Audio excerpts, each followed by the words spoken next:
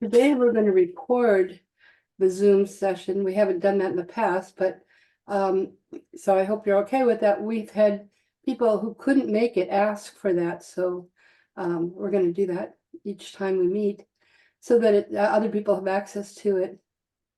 So it's just now 6 o'clock, and I don't know who phone what the number is, but it's. If you'd like to just identify yourself, that'd be great. If you want to. Hi, my name is Sharon. Hi, Sharon. Hello. Where are you coming from? I'm coming from New Jersey. Nice. Are you a friend of Lisa's? I've never met Lisa, but I feel like I know her. Hi, Lisa. You're going to get to know her tonight. Do we get to see your face? Yeah, let me see. I'm not very good at this. There we go. Yes. Yep, you got it. That happened. Okay. Welcome. So we're in Tucson, Arizona. And how did you find out about the Wednesday discoveries? On Lisa's website page, on her Facebook page. Okay, wonderful. That's We great. do Drum Church and Happy Thursday on the same Facebook page. So Oh, okay. Well, that's wonderful. So maybe you haven't met Lisa, but you've been involved in her life somehow through Facebook and stuff. yeah, and we studied with the same teacher. Ah, okay. Doing the Cowrie shell readings. Oh, okay. So you do that also. I do, yeah. Okay. Well, that's wonderful. And what's your name and who are you? And Good question. My name is Kata Mapes, and my partner Cassandra, who has children, so she's probably in and out of the session. We co-founded Awaken and Discover. We're the two of us and David are leaders in the Tucson Paranormal Society, but then Cassie and I set up our own business, Awaken and Discover, where we have different services and products, lots of blogs on all different kinds of topics and so forth. And then this is the third time we're doing the Wednesday Discovery. And we'll be doing this every week at the same Zoom link and inviting different people to come and talk. I'm going to excuse myself for just a moment, and someone's having trouble logging in. So let me. And I was just going to stay quiet the whole time. Oh, well, no, you don't. You don't need to do that. Let me see.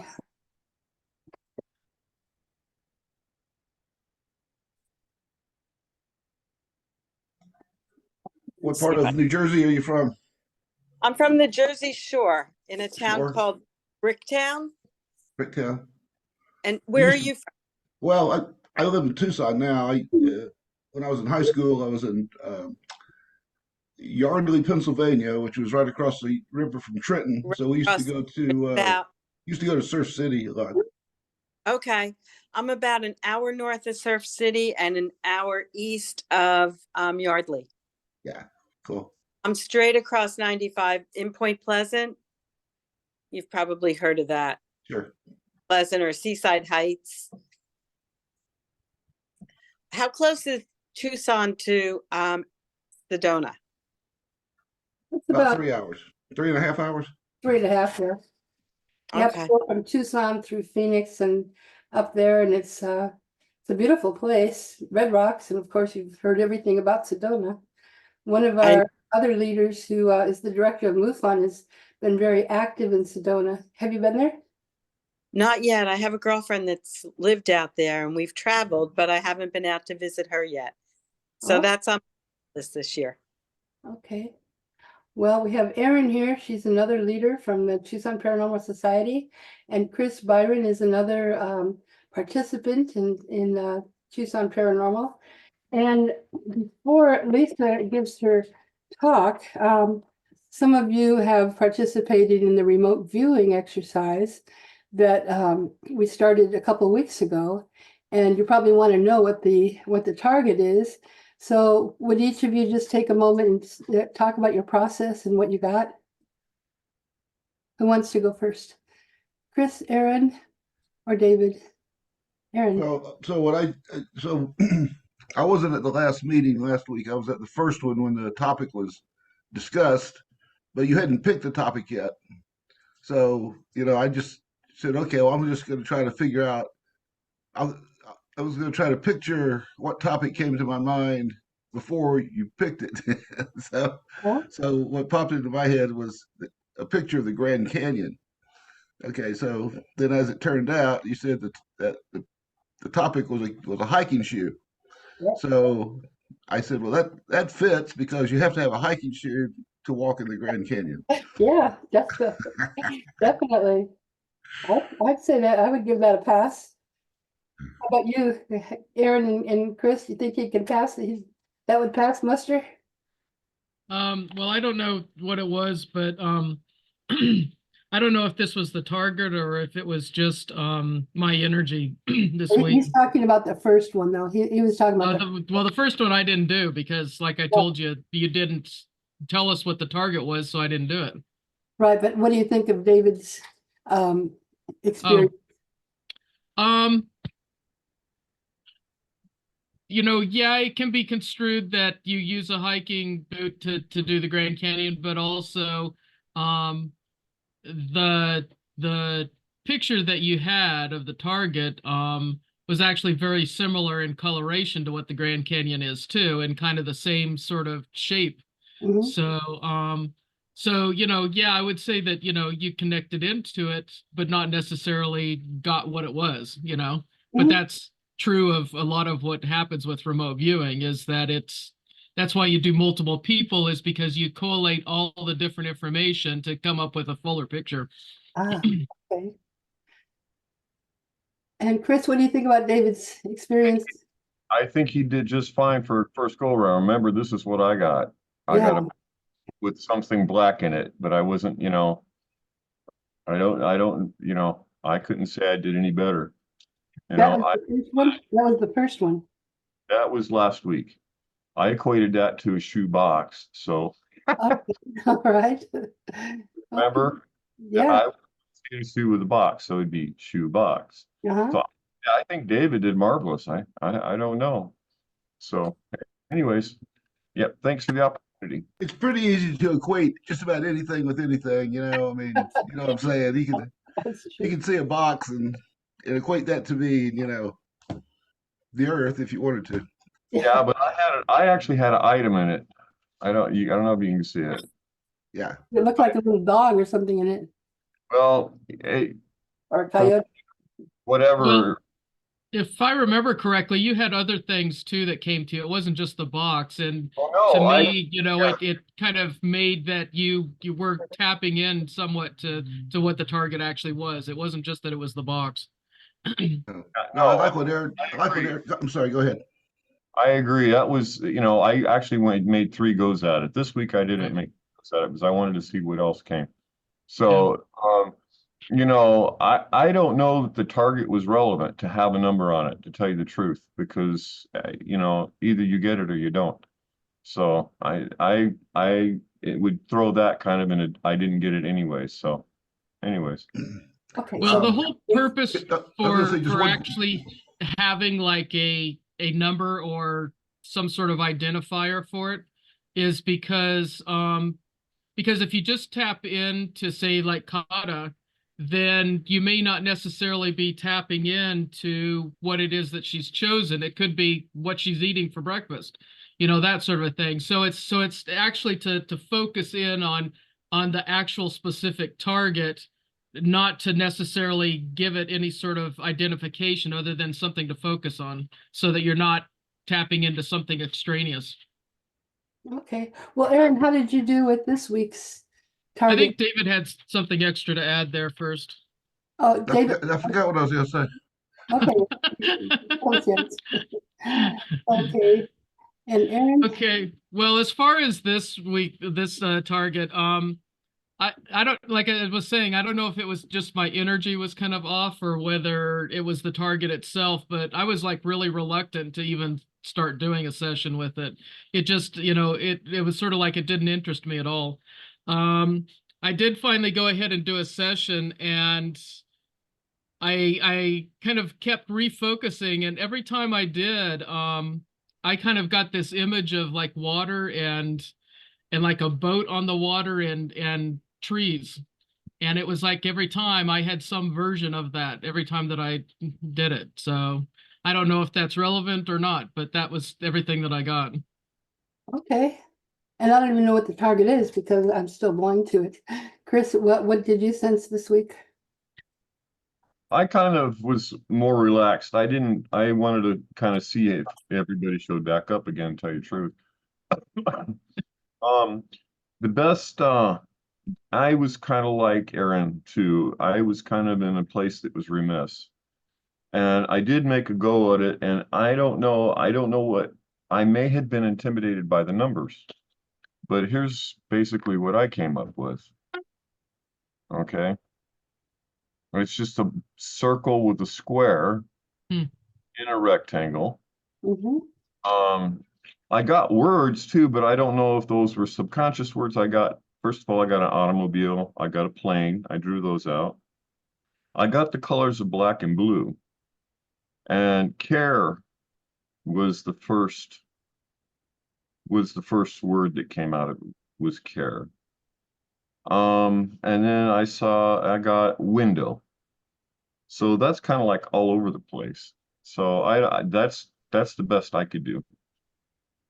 Yeah, okay. Well, are y'all ready for the target to be revealed? Did anybody else do any of it? I don't think, see Lisa and what is Okay. she in New Jersey? Sharon? Sharon, okay. No, they Okay. weren't part of it, so okay. Okay. So the grand reveal. It Oh, is it's a car. Okay, looky here. What's if, right here? yeah, if you took away Yeah. car there, take away the E and you did Yeah, that. you got the wheel. Now, Yeah, I kept just seeing a boat on like water. So I was getting some sort of transport movement, but it Yeah, wasn't the car. I kept getting a boat for some reason. did you get a color with it? On one of them, I did see red as the color of it. Huh? But I kept seeing, I guess I was seeing it as water, but could have been that it was the energy of motion. Yeah, But either way, I mean, yeah, I mean, I would say as far as mine, the closest I got was simply getting something that was transport, uh-huh. but uh, but yeah, Okay, well that's good. hey, David, but did you? but yeah, like I said, for some reason I was really reluctant to do it. So Uh-huh. I I don't know whether I got all the information or not with it. All right, you got the red and you got the transportation. I'd say that's pretty good. Kata, look Yeah. outside the box. I absolutely drew a car, Perfect. That is perfect. but it wasn't in the box. Why couldn't I put it in the box under the number? Was I intimidated by the number? I don't know. Maybe. David, you didn't get it. You didn't do it this week, right? Okay. Well, maybe it's because the car itself is not necessarily in anything, so it's not contained in a box. Yeah. Okay. Well, we're going to move on now to our interview with Lisa Lorius in Michigan. And Lisa is very talented aside from all her metaphysical things with shamanic practices and divination. She also is very involved in nursing home administration, and she's been spent her whole day working on doing a CEU class for caregivers and professionals in dementia. So, but now we're going to turn to Lisa's other passion, which is the divination using cowrie shells. So, why don't you start, Lisa? Tell us who you are and what you'd like to share. Sure. My name's Lisa, and I want to say thank you to Kata for having me here tonight. I'm really excited to just to share and to be here with all of you. I mean, a little bit of background about me. As she said, I've been a nursing home administrator for almost 25 years. I'm a certified assisted living director, and I teach a 8-hour course on dementia. And that's sort of what's been my day job. But a good 20-ish years ago, I started to recognize some unhelpful patterns in my life and some experiences that I had had that were not very helpful in my growing up, and recognized how that was translating to me as an adult. So I started studying energetic work, and I started studying different shamanic practices so that I could find some relief, to be honest. And I don't really think that my story is unique. I think that, a lot of people have things in their life, or whether this life or past lives, or whatever the case may be, that that rob them a little bit of their joy. So part of what I love to do is to share what I've learned with other people. I don't think I'm a guru. I don't think I have any great knowledge that somebody else doesn't have. But, if I can share a little bit of a nugget with somebody that might be helpful to them, then that makes me happy. So that's sort of me in a nutshell. So that's great. And one of those things is divination. How would you define divination, and how did you get introduced to it? Well, in shamanic practice, almost every cosmology that I've studied has some sort of divination practice. Tarot cards are divination of a sort. I've studied Peruvian shamanic practice. They have chumpy stones, and they use other things for divination as well. The Irish tradition has divination, and right at the beginning of the pandemic, I happened to go on a retreat and went to Hawaii, and met Toby Christensen, who taught me some things about African practice and showed me Cowrie shell reading. He's the one that introduced me to it. And then, I was so interested in it and so intrigued by it that that I asked him to teach me how to do it. And the rest is history.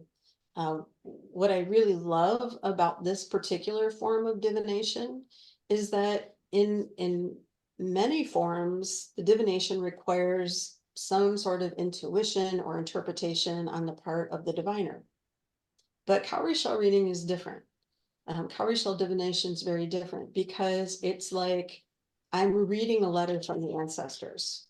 There's nothing that comes from me in terms of intuition. Yeah, there is some interpretation of, what's laid out in the reading. But if I have a question, there's a method that I can ask a question and get an answer. So I'm not internally looking for an answer. I'm getting that answer from the ancestors. So that's what I find really interesting. And really, as somebody who is a medium and who is very intuitive, I find it kind of a relief that, there's this format that I can use that really doesn't require any of that from me. It's sort of an objective look at where somebody is in the world. The other thing is that not only will this form of divination show you what might be currently an obstacle or a blockage or a challenge, but it also provides information about how to overcome that. And, things that you might be feeling energetically, ways to shift that as well. So sorry, that's a lot of words. So that's please, good. if you have questions, ask. So you're saying that this form of divination is more objective than, for example, a tarot reading or some other type of divination? In my opinion, and Sharon is also a diviner with Cowrie shell divination. So Sharon, feel free to chime in too. Yeah. But yeah, it really is a lot more objective, because it doesn't require me to interpret. I'm just reading, and I equate it to like I said, reading a letter from the ancestors. The shells, the stones, the crystals, and everything end up in a certain position, and based on that position is the message. So it is what it is, huh? It is what it is. Did you Yeah. want to say something else, Sharon? Add No, something? I think was doing a great job describing it. Okay, so Lisa, you want to go ahead and show us your layout? Yep, let me just adjust my camera for a minute, and then you can see. So the divining itself happens on this mat. And the practice is really, and this form of African shamanic practice, like many other forms and cosmologies, are based on the elements. I'm going to move this off to the side so you can see better what the foundation for this is. But there are 5 elements and that are at the foundation of this practice of life in general in a lot of ways. So I'll try to incorporate that as I go. So the elements are earth, water, fire, nature, and mineral. And you'll notice that they're different colors. They're also, each element is associated with a different direction. And each element is associated with a different number, with 2 different numbers, in fact. So one aspect of the elements is that when people are born in the number that's connected with that element, it speaks a lot about what their role might be in life, what their personality might be, how they and what their function might be. So for example, earth is at the center. Earth is yellow. Earth is abundance, nurturing, and welcome. So earth is the place of us, of our home, of our physical home, of our home as in ourself, our soul, and it's connected with the numbers 0 and 5. So people who are born in years ending in those numbers are considered to be earth people, and earth people are like, they're the ones that always, you come over to their house, they're like the grandmothers that welcome you in with a big hug, and you feel safe and comfortable, and there's a big meal and everybody's well fed and they're engaged and just in this very loving, welcoming, empowering space. May I ask you, so for example, when you say the birthday, so is it by the birth year, like 1985, would end So- in a 5, or how do you determine the number? That's a great question. I'm sorry I wasn't more clear about that. Well, So that's it's the last digit of your birth year. okay. So So if your birth year ends, 1985, for right, example, would be the 5. So Yeah. the Earth is 0 or 5. or 5, yeah. Okay. All right. Thank And you. you notice too, one of the other things as I'm talking to kind of pick up on is you'll see that they're different sizes, right? These elements are all different sizes. And they're positioned specifically because elements that are opposite one another are complementary. And like, this is water, this is fire. And one of the things that I was taught was, when you have a lot of water and you have a bucket of water and you pour it on the floor, you just mop it up, it's no big deal. If you had that much fire and it went on your floor, your house would burn down. So to be in balance, this wheel represents the balance of the elements. So not as much fire is required. So jumping back a little bit, the blue and the black represent water. And you'll see, maybe, I don't know how good the picture is, but you might see that there's 2 different colors Mhm. of water. There's blue water and there's black water. So water is healing and reconciliation. And there are 2 different forms of it. So the blue water represents conscious healing, or healing things that we do on purpose, things that we're aware of. The black water represents healing that happens outside of our consciousness. So, it's like that day that you suddenly wake up and you're not mad at anybody. You're not mad at somebody anymore. Or, you just wake up with a different view of something that used to really bother you, and suddenly it doesn't bother you anymore. That's an example of unconscious or subconscious healing. You don't have to be involved in it. It just sort of happens outside of your awareness. So water, the numbers connected with water are 1 and 6. So the people who are in a water year, or water people, are the healers. They're the diplomats. They're the mediators. Water people are very moved by their emotions. They process everything through emotion. So water people can be very emotional. They might be really weepy. They might be, you know, happy one minute, not happy the next. They might go back and forth like that. But as I said, their role is in the village was as a healer, or, you know, if there's a dispute, it's a water person that helps to mediate the dispute. The next element is fire. And fire represents passion, inspiration, and clear vision. Fire is also the home of the ancestors. So it's our spiritual connection, our connection to the past. And fire is connected with the numbers 2 and 6. So fire people are really passionate. They're the ones that have all these great ideas. They're like, we need to do this today. You know, we need to have done it yesterday. And so they have these big ideas. They get really excited about things. But, you know, they're also the people that sometimes you get involved with a relationship with them and it's crash and burn. Because if somebody has a lot of fire energy, it's really hard to control that fire, to control that passion. So sometimes it's if it's not balanced with water, then it can lead to devastation. I'm sorry, did you say that water and fire both have 6? Water is 1 and 6, and No, fire Fire's- is 6? water's 1 and 6. I'm sorry. Fire is 2 and 7. Oh, okay, all right. Sometimes I get excited That's all and I right. lose my math skills. Just wanted to I clarify. blame it on the blonde sometimes. Of I'm course. sorry, but is water, the odds 1 and 3, what? Water is 1 and 6. Okay, Sorry about that. And For the fire last is, digit of the birthday. yep. And fire is 2 and 7. So the next element that we come to is nature. And nature is all about magic and transformation. So all the things that we see in nature, all the wonderful wild things that we see in nature. And nature is 3 and 8. The last digit of your birth year, 3 and 8. So nature people are really interesting. So nature people might be like really jokey. They might be really, you know, kind of unpredictable. And the role of nature people is to help you get down to the true nature of things.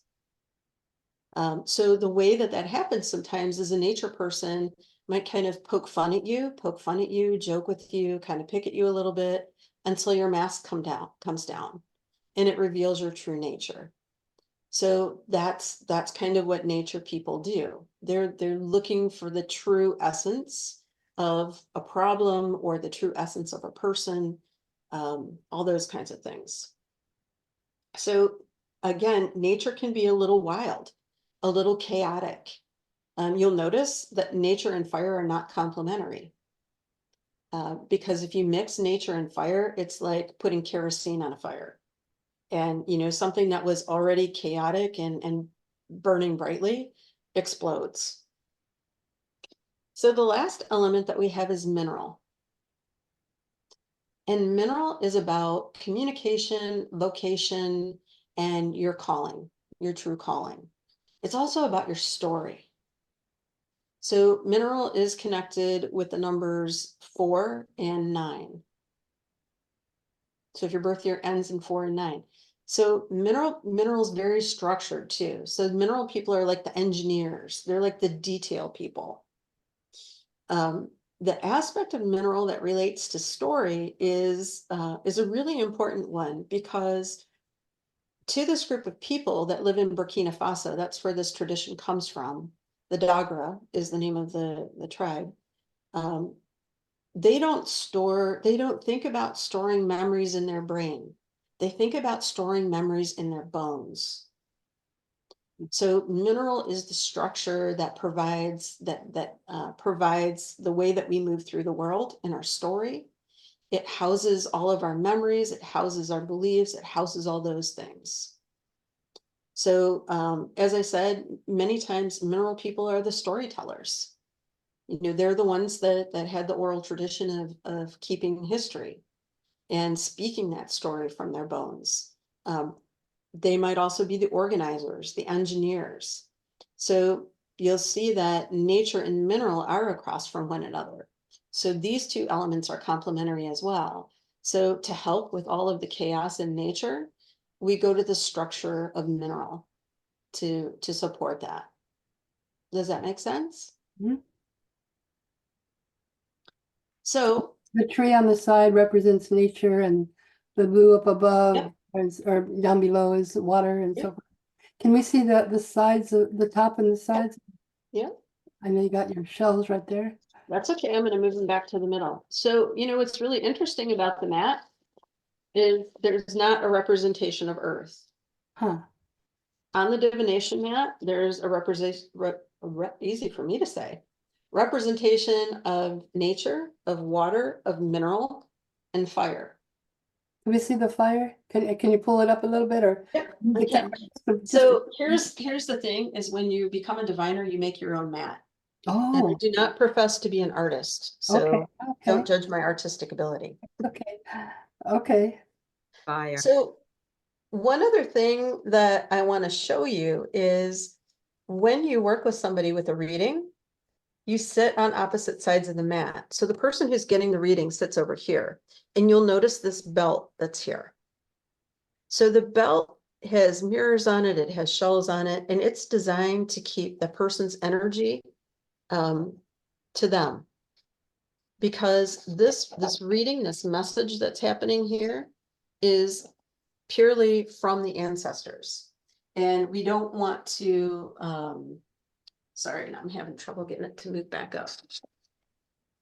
We don't want it to be diffused or confused with the energy of the person, right? Because it's not their message we're looking for. We're looking for a message from the ancestors. That's why there's a belt on this side too, because it keeps my energy to me.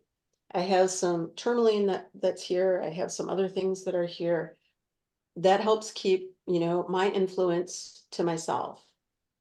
You might notice that there are also hands and feet drawn on the mat. They happen to be my hands and feet, but they are, the hands are like the ears and the mouth of the ancestors.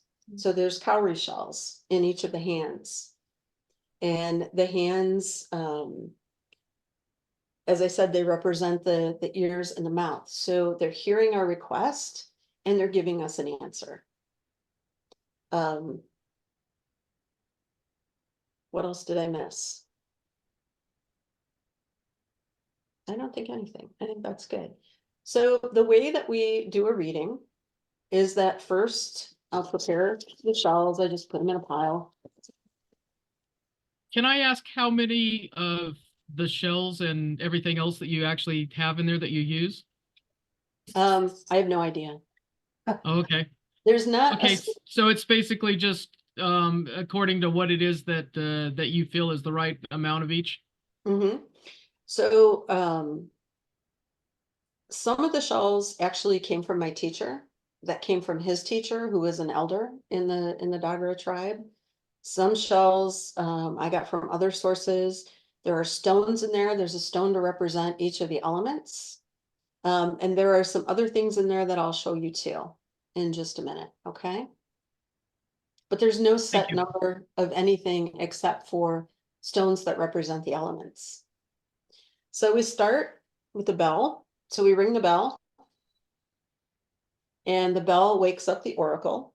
And the oracle is the one that says, hey, ancestors, somebody needs you. Can you go hang out with them for a little bit? And then I ask if the shells are ready, if the ancestors are ready to do this reading for this person, and if everything's ready. And in my non-dominant hand, I have two really small cowrie shells, and these are called asking shells. So I use these shells to ask questions. So if I ask if they're ready and they're ready to do this reading for this person, and if both shells land up, facing up, then the answer is yes. If one is up and one is down, then it's maybe. If they're both down, then it's no. So usually if you get a maybe, it just means you have to ask more questions. So if I get a no, then I'll rearrange the shells again and we'll go through the process again. So when we're ready to start the reading, what happens is that the person will take, usually I ask them to take their non-dominant hand and lay it out flat over the shells and then stir the shells. So, and they say their name 3 times while they stir the shells, whatever name resonates with them. So it might be a really long name, it might be just Lisa, Lisa, Lisa, whatever the case may be. So then based on where everything falls, that's what the letter says. So would you like to have just a couple of things picked out from here and I can tell you what they mean? Well, Cassandra was the one I was going to suggest that you can demonstrate with her. Cassie, do you want to unmute yourself and tell her what are you asking, Lisa? So we can try to do that. We probably can demonstrate a couple of things. So Oh. let me just get the shells ready and we can do it that way. Okay, great. Yeah, no problem.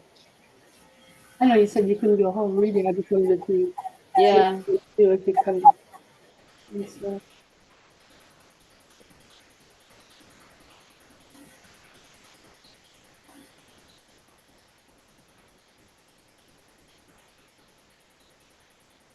Hmm.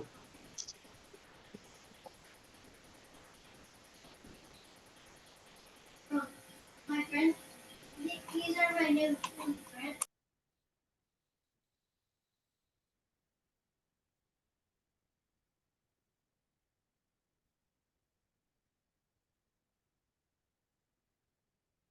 They're saying no.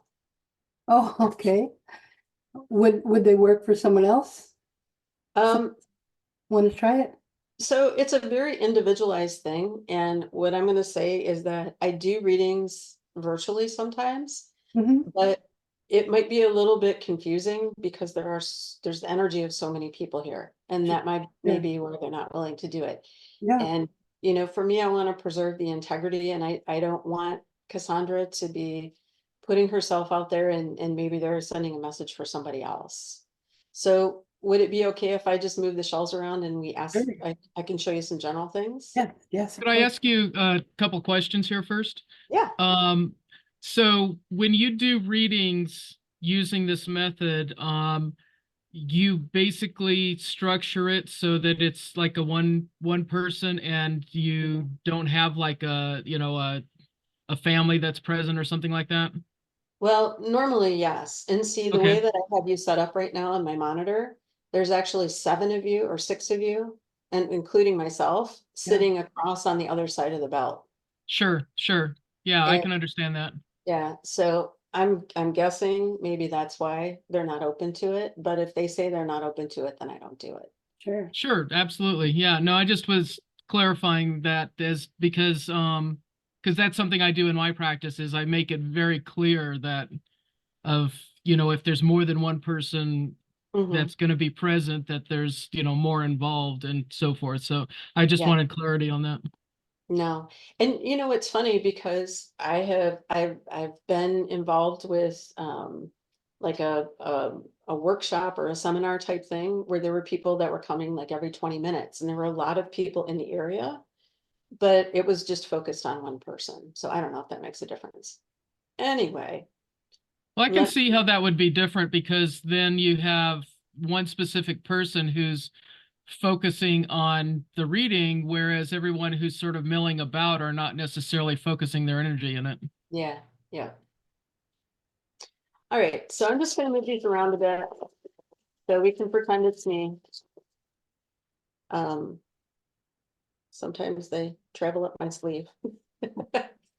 So we always start with the ancestor stone. Okay. And with the reading and the placement of the ancestor stone really kind of sets the tone for what the reading is.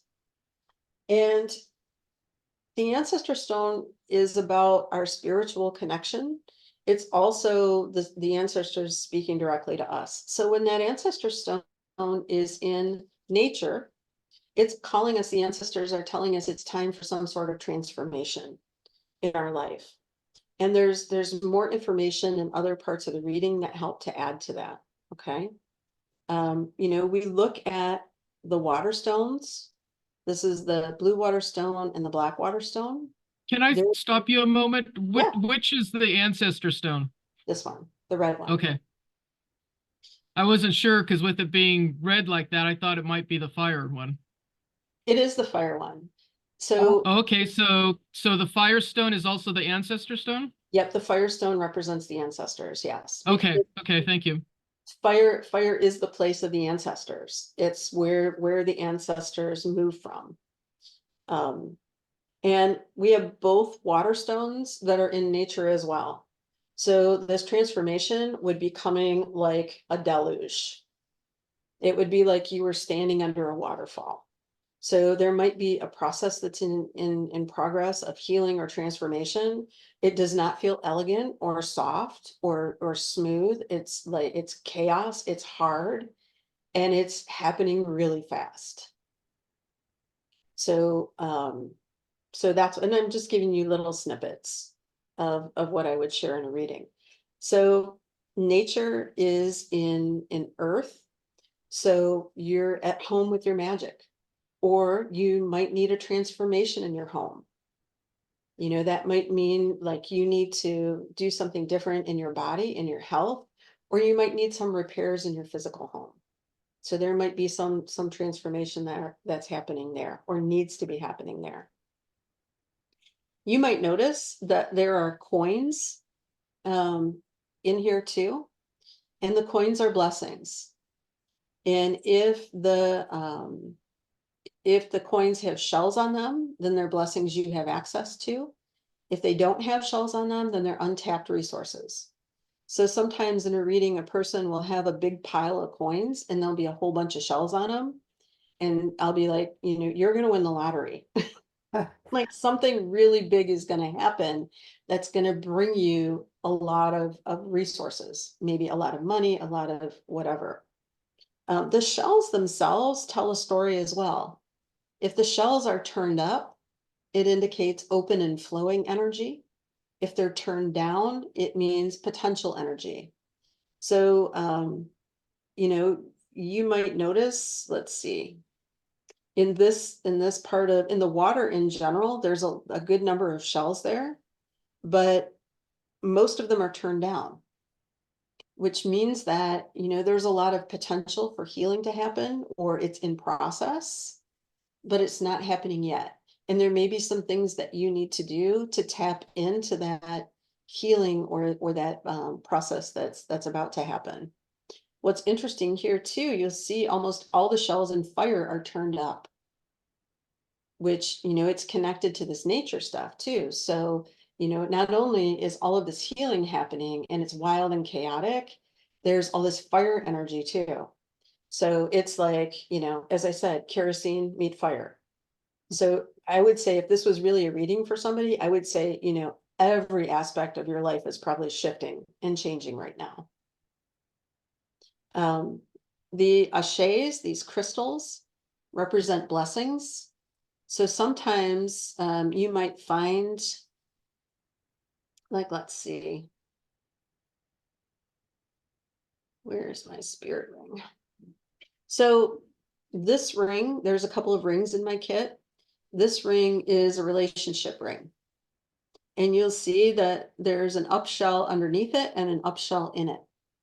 So that would indicate that there's some sort of active relationship that's happening. There's a lot of energy around a relationship.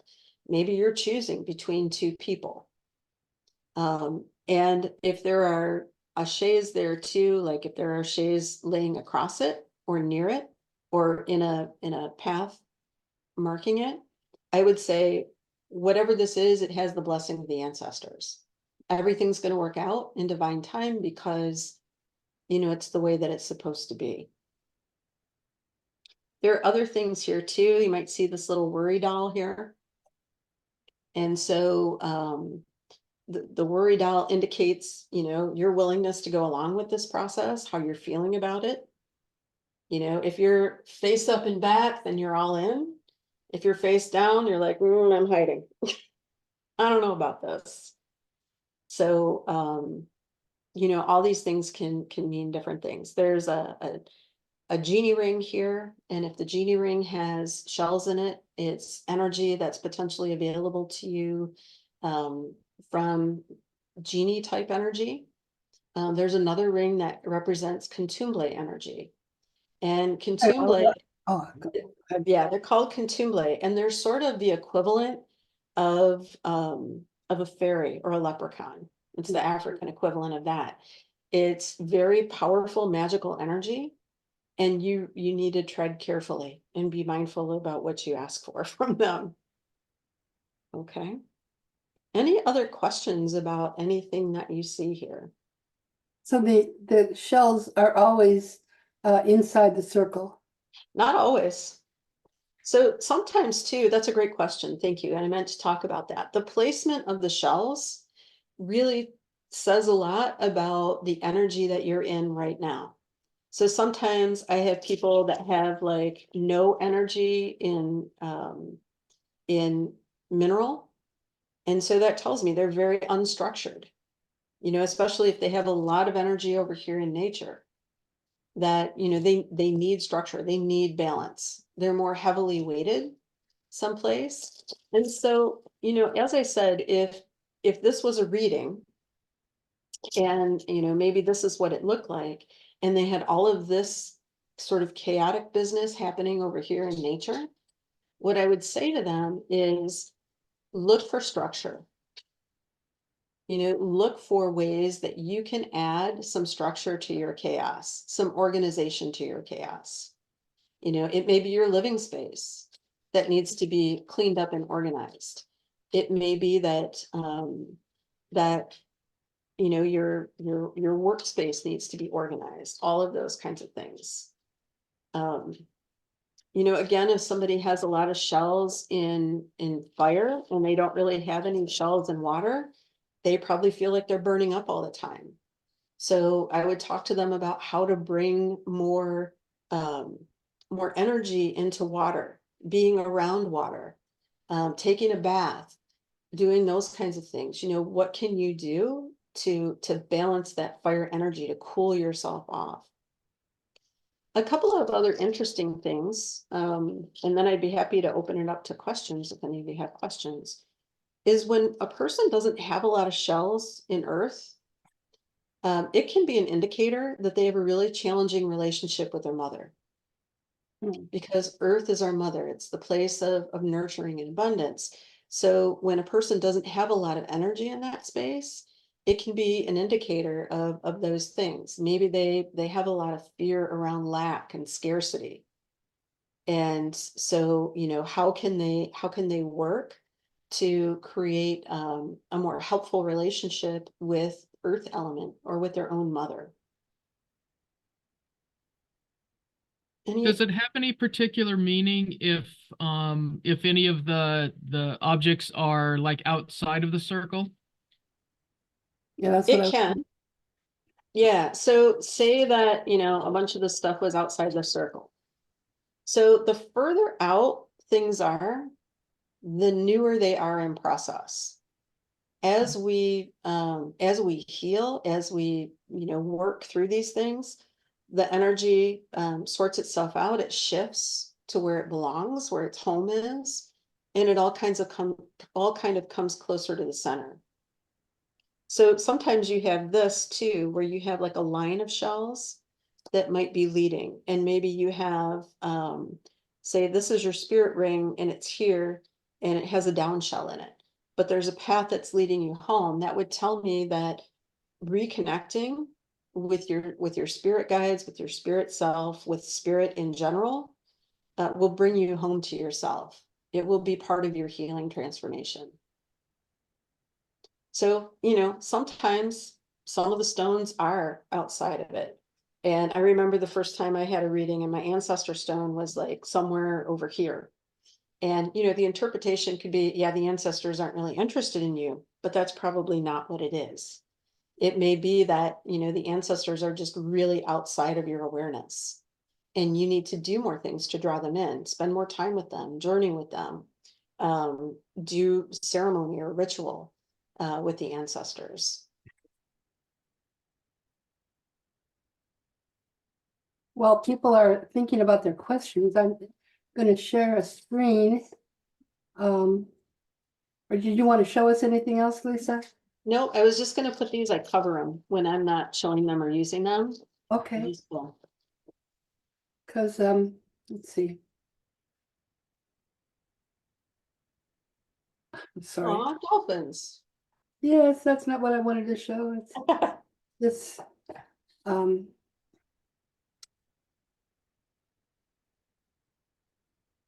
you see that? No. Okay.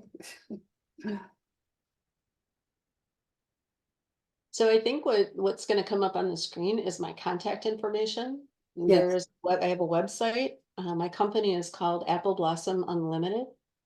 There it is. And you're going to be in town I in will. Tucson for a little while, and then she'll be back again in April. And so you are available for people to contact you for readings if they want. And may I ask about how much do you charge for your readings?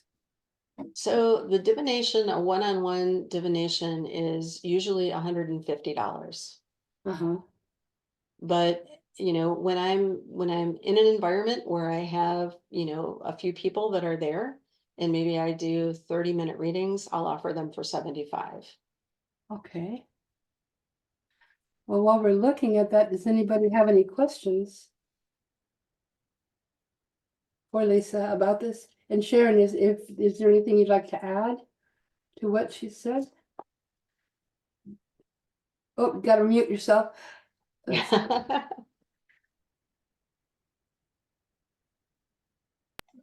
I had a quick question. Yeah, go ahead.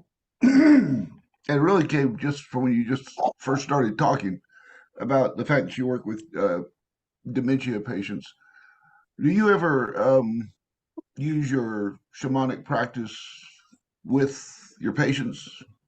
And another question that kind of popped in with that was, um, do you think that having dementia or having some sort of a problem related to that would affect one's ability to continue to do a shamanic practice or to affect their psychic abilities? Mm. So the first question is, do you use your practice at all with your patients? And then the second one is your general feeling of how you think dementia would affect one's ability to continue doing a shamanic practice. So yes, I absolutely do. And because, for me, sometimes working with older adults, especially for people living with dementia, you really have to tune into those same abilities that we use with young children, right? Babies can't tell us what they need.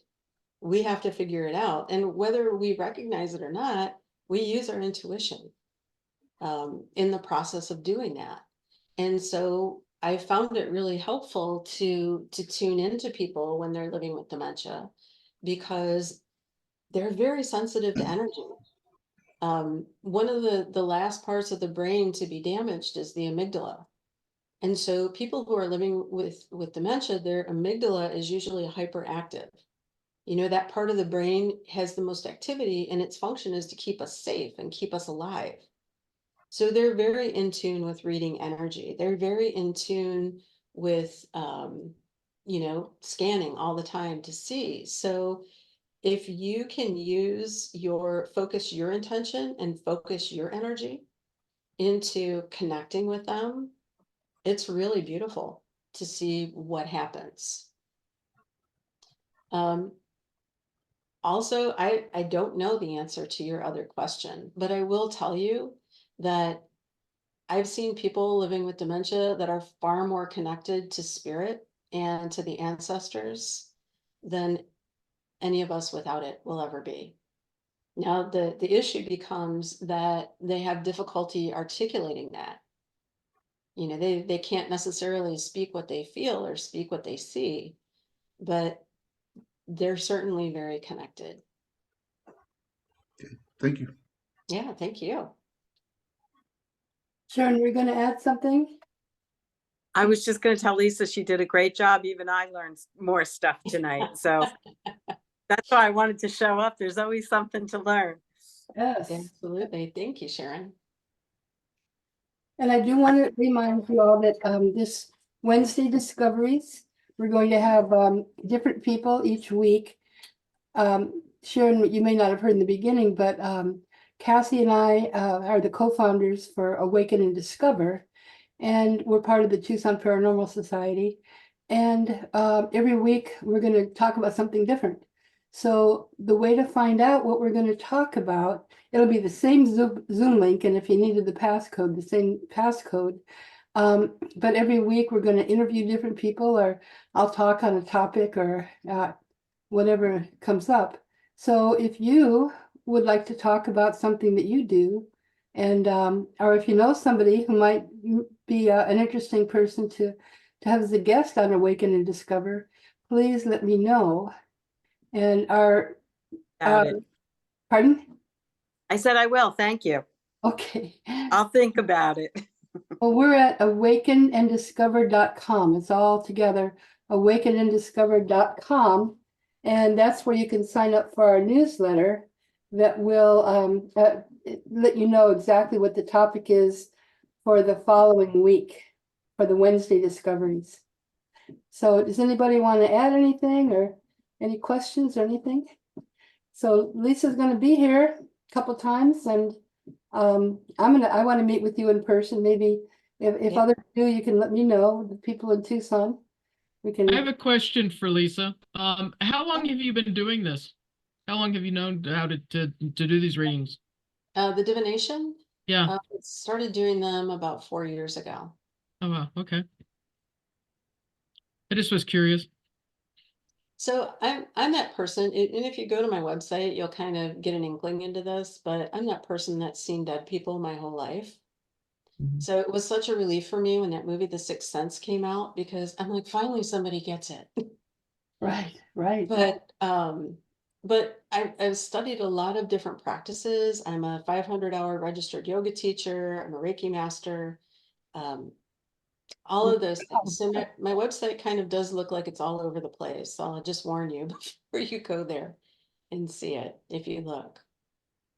Well, the other thing that we have with the Tucson Paranormal Society, every Monday at 10 a.m. Arizona time, we have a conference call for about a half hour. Maybe they can reach out to you and see if you'd like to be the guest sometime on Monday. love it. Okay, I'll let them know. Anybody All right, else? that's great. Well, this is a recording. Thanks to Cassie, I remembered to record it. So this will be, we'll probably have it on our website, awakenanddiscover.com. And so you can steer other people to that if they'd like to listen to the recording.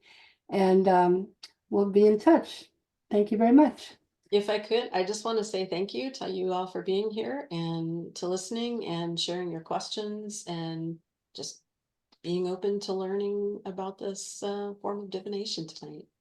All right. So Thank you. take good care, y'all. Thank you, Lisa, for sharing with us. Nice meeting everybody. Good Thank night. Good night. Night. Bye-bye. God, that was long. Okay, where's our target numbers? Oh, you want to do another one? Do we want to do another one? Well, I have more if you want to. I think everybody pretty much left, so if it's just me, nah, maybe not. Well, you can do it. So the target, if you want to write this down, is L159XN. And I don't really think you need the number, but anyone can do this, and next week we'll reveal the target. And if you're not sure how to do remote viewing, you can just look it up. So, all right. Okay. Good night, everybody. Night, Kata. Good night. Good night, Cassie. Cassie, I'm going to call you right now. All right. Bye-bye.